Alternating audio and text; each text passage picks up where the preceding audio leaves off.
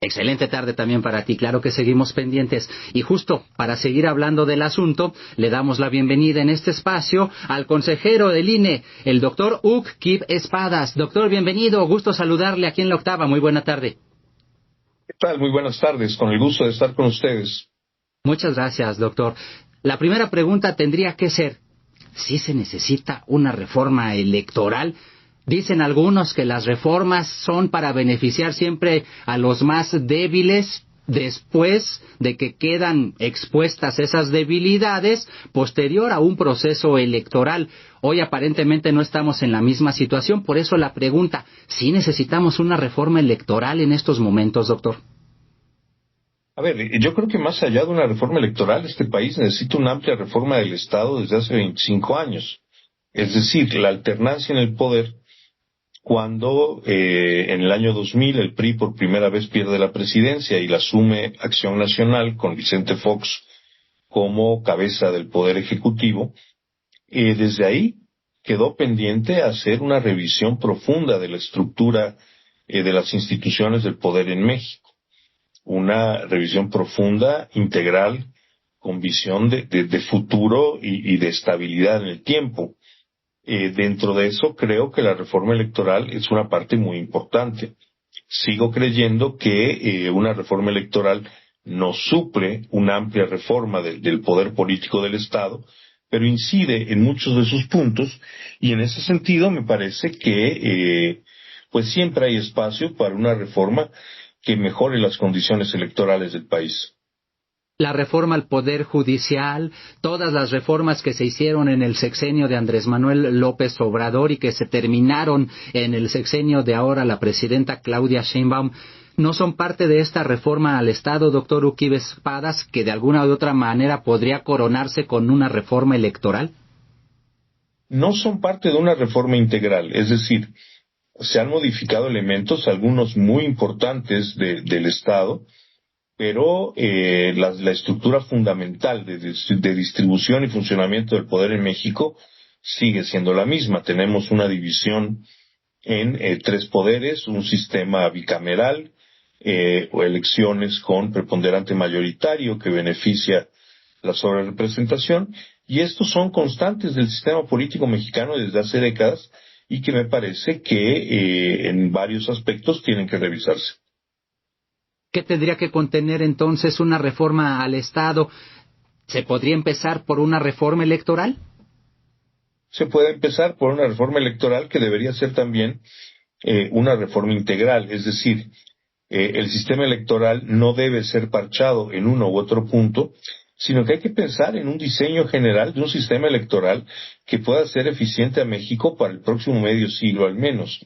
Es decir, desde las reglas de la competencia hasta las formas en que se eligen, pasando por la autoridad electoral y la organización de las elecciones, todo esto me parece que es susceptible de debatirse. Ha habido grandes avances a lo largo de los últimos 50 años, pero desde luego las cosas se pueden mejorar, especialmente el asunto de la representación en las cámaras. Yo he sostenido desde siempre que la representación parlamentaria debe ser una representación proporcional, y creo que eso es un punto hacia el que debemos avanzar decididamente. Y sin embargo, todo parece indicar que este camino que nos va a llevar a una próxima reforma electoral buscaría eliminar a los plurinominales. ¿Eso se tendría que discutir entonces de manera profunda, doctor? ¿Tendría que ser un elemento importante? A ver, la representación proporcional y los plurinominales, si bien en este momento se convergen en una mecánica electoral, no son necesariamente lo mismo. Es decir, la supresión de los plurinominales no significa la renuncia a la representación proporcional. De cualquier manera, me parece que sería un retroceso enorme eliminar las listas plurinominales. Estas listas nos permiten, como sociedad, tener candidatos que deben competir en zonas muy grandes del país, enarbolando una agenda nacional, más que tener un arraigo local en torno a problemas locales. El gran problema que enfrentan las plurinominales desde 1988 es que se votan en la misma boleta que las uninominales y la mayor parte de la gente no se da cuenta de que las está votando. Para corregir esto es muy simple, hay que volver al modelo de 2 boletas, donde todo el mundo sepa que en una boleta está votando por un candidato que compite en su distrito y en otra boleta está votando por un proyecto legislativo nacional y una lista de personalidades que compiten por ocupar esas diputaciones.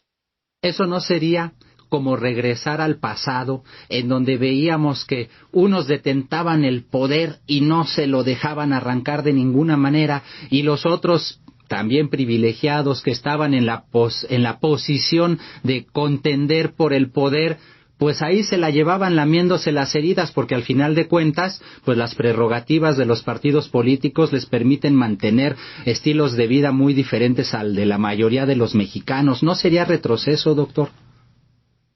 No, por el contrario, me parece que sería un gran avance.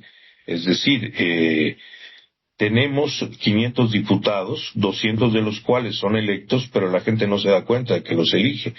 Para empezar, que se den cuenta de que los están eligiendo, no veo cómo esto pueda representar un retroceso en ningún sentido.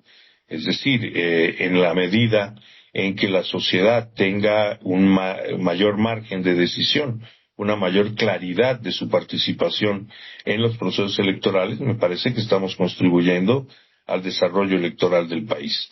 Y bueno, que si la política siempre sirve para lo que debe servir, o si a veces sirve para intereses personales, eso es una discusión mucho más amplia, que no pasa por la representatividad de los órganos parlamentarios.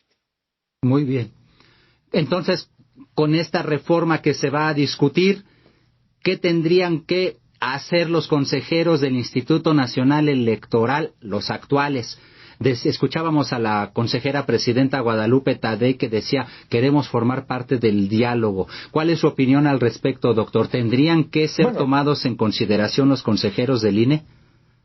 A ver, hay una convocatoria, una invitación que no se ha traducido todavía en una convocatoria, a escuchar a los más diversos actores políticos y electorales del país. Me parece que el Instituto Nacional Electoral es desde luego una institución de relevancia única en el sistema electoral mexicano y que en consecuencia tiene mucho que aportar a una reforma electoral.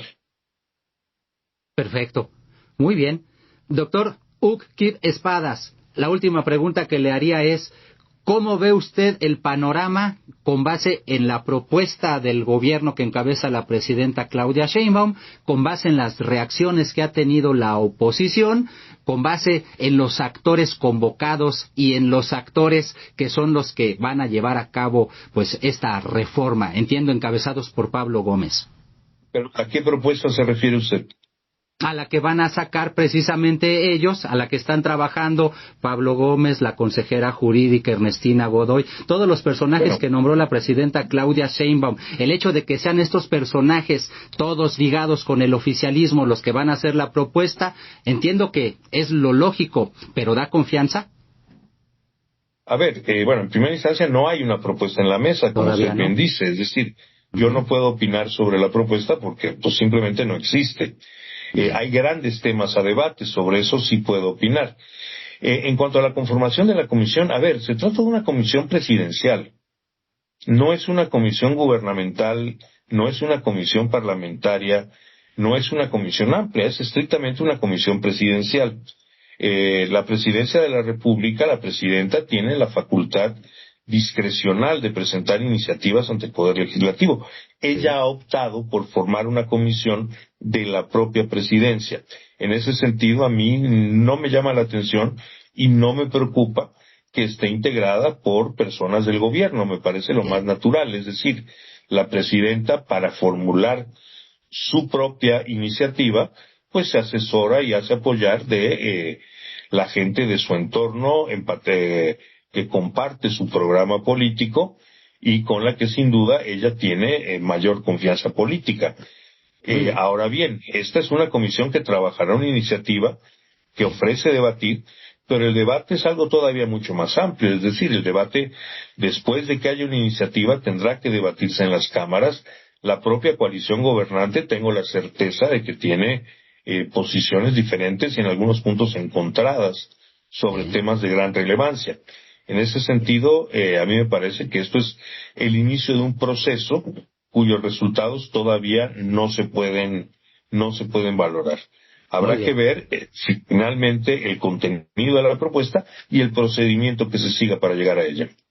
De acuerdo. Doctor Uc-Kib Espadas, consejero del Instituto Nacional Electoral, mil gracias por platicar con nosotros aquí en La Octava y aclarar nuestras dudas. Por el contrario, muchas gracias a ustedes. Muchas gracias, hasta la próxima. 6 de la tarde con 50.